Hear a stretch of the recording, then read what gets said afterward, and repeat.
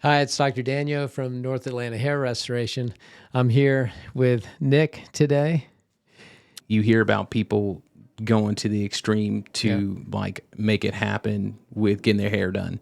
And Well, we had talked about turkey. yeah. So It's like a cliche. yeah. So I looked up obviously you'll be on social media, TikTok and this. So I look up in every video are these people contacting these like people from Turkey and just like going out and then like getting their hair done, whether that be a horror story or just like the fact that they had to go out. So that was one thing. Actually, it was a huge thing that I did want to avoid was like, okay, there's a local.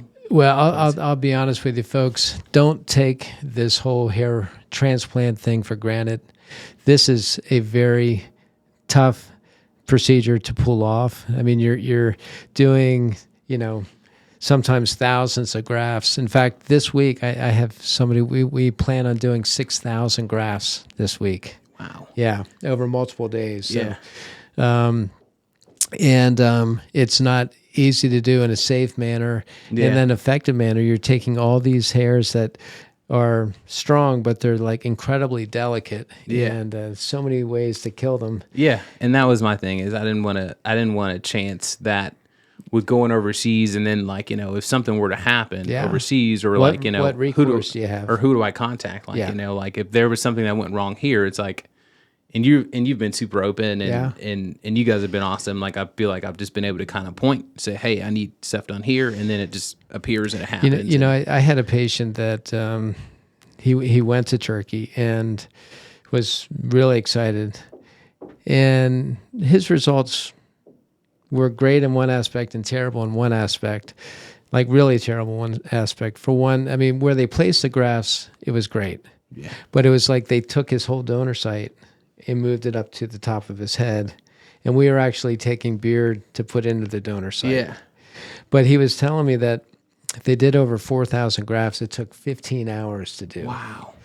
And he had a translator for about 2 to 3 hours in the beginning of the day. Yeah. And the pain control was bad. At times they were laughing. At times they were yelling. Nobody spoke English. And that's what would scare me. Yeah. It's like, I would like to be able to communicate. And I think after talking to you and just, not really seeing your process because I can't see you guys back there. But I remember like when I first came and I talked to you, the process is such it's weird because you hear everyone doing transplants, but your process is it's like a small niche of who can pull that off and who can make it happen and just the tools that you use or like whatever. It seems like such a special thing. This isn't like you're going to order fast food. It's a procedure. I mean, well, I talk about red flags and some blogs that I do and some other podcasts, but I'll ask you, if this would be a red flag. Is it a red flag, say, if like the doctor's flying in to do the procedure? Oh, yeah. Yeah, no, to me, that would be a red flag. Okay. How about a non-doctor, like a technician? Yeah, no, that would be a red flag, too. And the crazy thing is, like, this is happening all over this country and especially in other countries where non-licensed people are doing procedures. I mean, that would make you a little shaky, right? Oh, yeah, no, I would be really sketched out. I think the cool thing is that one is like, I'm sure you have a lot of patients who want to get this done, obviously, because one of the results, but two is like you actually know, like you come in, you have time, because it could be really easy just to say, hey, like, I trained Joe Schmo, have them go in and just, hey, like you make sure, like Nick's taken care of. It's like, no, like you actually come in and I'm like, oh, like there he is. Like, he's right there. Now, what do you feel about like heavily discounted stuff? I mean, we, in my practice, we've tried to create a lot of value, like this podcast room. Know what I mean? Oh, yeah. And educate. And we're not the most expensive, but we do have a national scope. Like 50% of my practice is from out of Georgia. Oh, wow. Yeah. I mean, I'm talking California. I had somebody fly in from Hawaii recently. Yeah. I would have no-brainer. Yeah, like that would have been a no-brainer. But, on a national level, we're very fair. And I think even, but there's kind of this big push with a lot of practices. It's almost like Groupons, they're discounting. They're, if you book today and we'll give you this off. And I mean, in my mind, that's just, I want to be fair to everybody, but I think our fairness is in value. I mean, that was important for you. Oh no, like that was huge.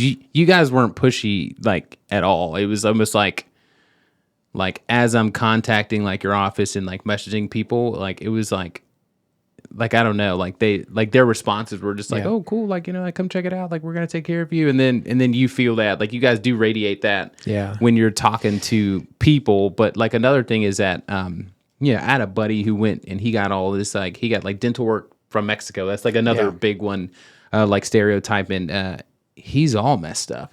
Yeah, like he's all messed up. Like he said that his experience was like waking up in this hotel room with like a baggie of just like prescription drugs that he didn't know like what it was, and he felt like the whole thing was a blur. And then like when he first came back, it was just like excruciating pain. And then I'm like, dude, like no, like no to the discount, like you know, no to the discount. And this was affordable. Like this wasn't like buying a car. Yeah, you know, like so that was another thing. It's like, I mean, obviously I'm back. Like, well, you know, like I mean, the crazy thing is how much redo work I do. So, you know, I think if, you know, a practice is discounting, they're discounting something on the service. Yep. You know what I mean? Yeah. And you went through, you know, I think we provided great service. You had great results. Oh, yeah. And you don't want to discount on service. No. Yeah. And I don't want to, and to be honest, I don't want to,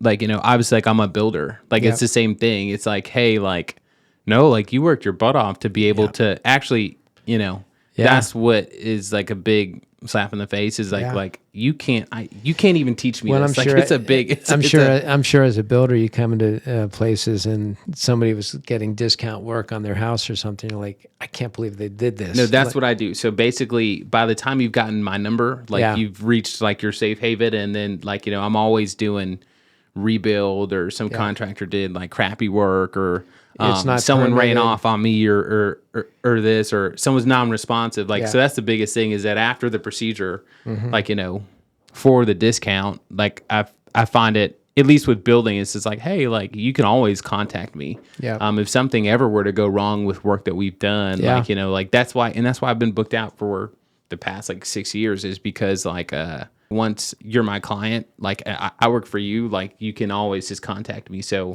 no to the discount, and no, there's not like, it's not like this like buyer's like remorse, like, you know, it's like, no, I feel great about spending the money. Like I feel like that's why today was a no-brainer. It's like, no, like this is easy. Like, well, I think we've got kind of a similar mindset in business style. So it's awesome. Yeah. Well, great. Well, awesome. I appreciate you again for coming on board, and you know, our other podcasts, he's got 2 great stories, one from a life standpoint, and then his journey through hair restoration. So thank you for tuning in today.